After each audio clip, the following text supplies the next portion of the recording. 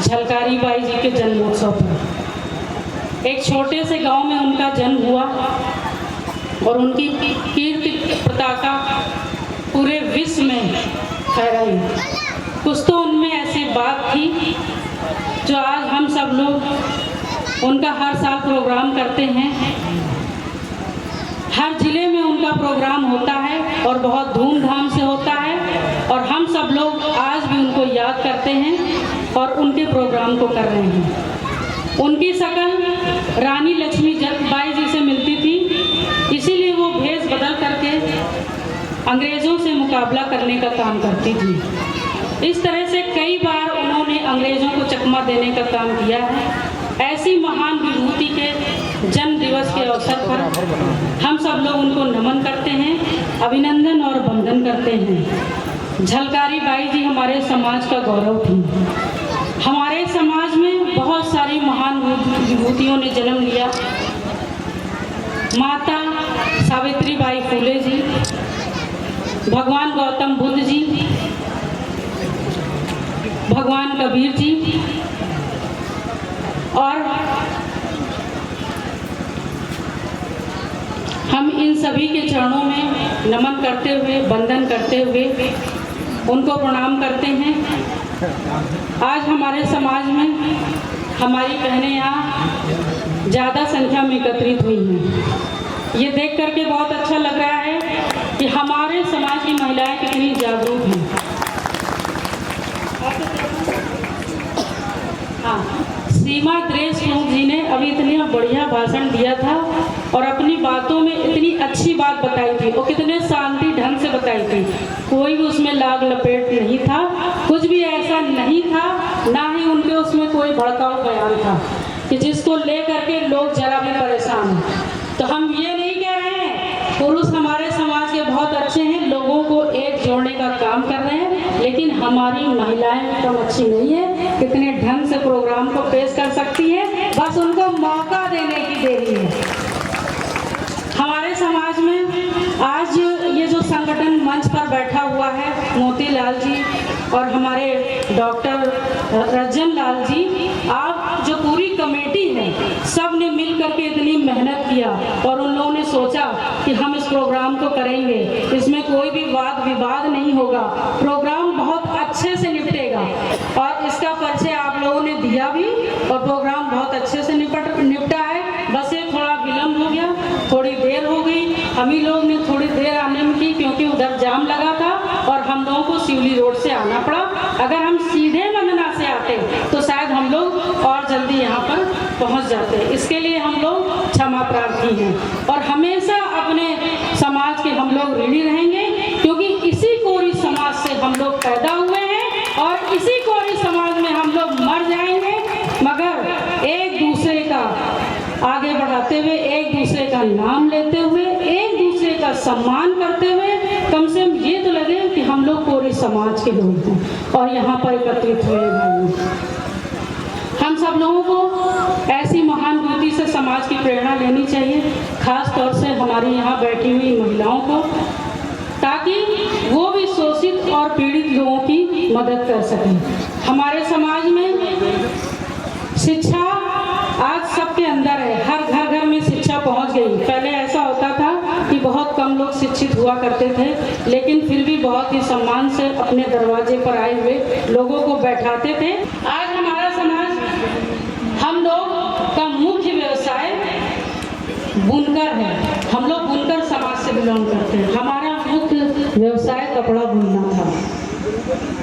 हमारे कोरी समाज में लोग घरों में कपड़ा बुनते थे, तकली से कपड़ा बुनते थे, और फिर उसके बाद धीरे धीरे उसको लोगों ने ले लिया, जैसे टेक्सटाइल मिल में परिवर्तित हो गया। हमारा जो शुद्ध व्यवसाय था कपड़ा बुनना, उसको टेक्सटाइल मिल में, हैंडलूम, हथकरघा में, फिर लोग लघु उद्योग और कुटीर उद्योग लगाने लगे, लोग अपने घरों में भी। और ये सरकार ने इसमें बहुत सारी लोगों को मदद करी, इसमें सब्सिडी दी और इसमें लोन दिया।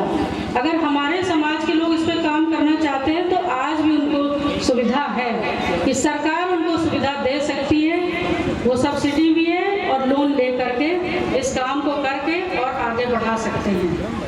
तो जो हमारे समाज का इतना साफ सुथरा काम था, हम लोगों को कपड़ा बुन करके पहनाते हैं, और आज हमारा समाज कहाँ है?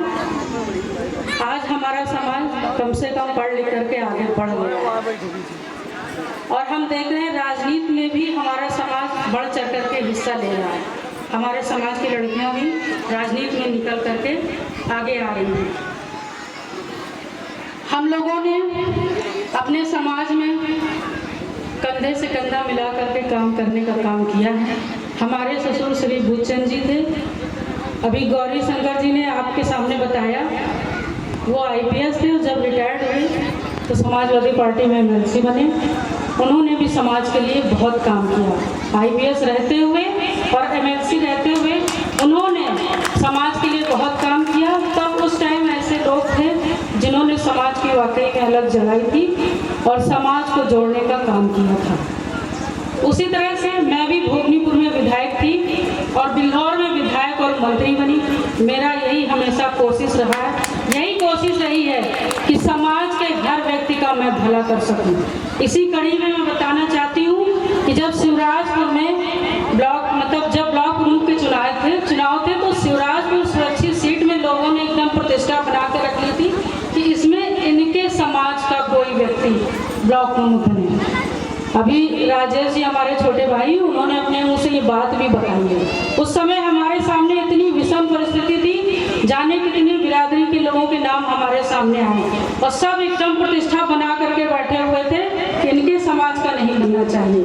लेकिन मैंने सोचा कि अपने समाज का यहाँ पर ब्लॉक बनना चाहिए और सबसे लड़ाई लड़के हम लोगों ने राजेश जी को यहाँ का ब्लॉक प्रमुख बनाया।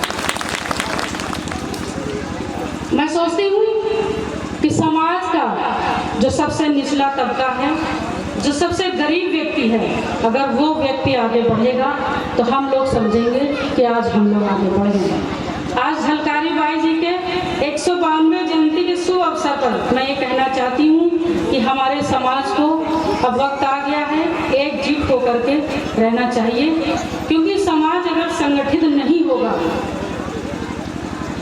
अगर समाज हमारा टुकड़ों में बढ़ जाएगा, तब हम सब लोग मिलकर के क्या करेंगे?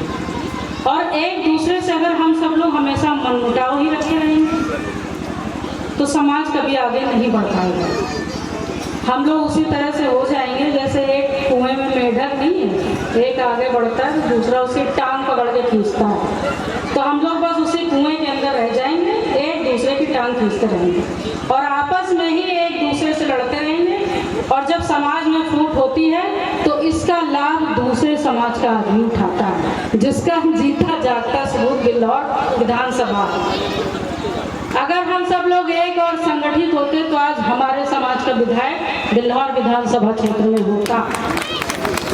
कुछ लोगों को बात बुरी लग रही होगी, लेकिन ये बात बिल्कुल सही है। और अगर हम संगठित नहीं होंगे तो चाहे जितने सम्मेलन करते रहिए, बेचारे डॉक्टर रज्जन लाल जी, मोती लाल जी, सब लोग समाज को इकट्ठा करते रहेंगे, संगठन करते रहेंगे, हमारा समाज एक नहीं होगा और ना ही कभी आगे बढ़ेगा। आज हम सब लोग परिवार की तरह एक साथ यहाँ पर बैठे हुए हैं, माता झलकारी बाई जी की जयंती को मना रहे हैं और हमको ये संकल्प लेकर के यहाँ से जाना चाहिए कि हम लोगों को एकजुट रहना है, तभी माता झलकारी बाई की सच्ची श्रद्धांजलि होगी। आज माता झलकारी बाई क्यों इतनी आगे बढ़ी, क्यों आज हम लोग उनका नाम ले रहे हैं और हर बार उनकी जयंती मना रहे हैं? उनको भी तो लोगों ने सपोर्ट किया होगा, उनके घर के लोगों ने, उन बिरादरी के लोगों ने उनको सपोर्ट करके आज झलकारी बाई जी को वीरांगना बनाया, इतनी बड़ी स्थिति में पहुंचाया। तब भी वही लोग थे, समाज के ही लोग थे, आज भी समाज है, आज भी समाज कहीं नहीं गया है। तो क्यों नहीं किसी वीरांगना को बीच में पैदा करता है?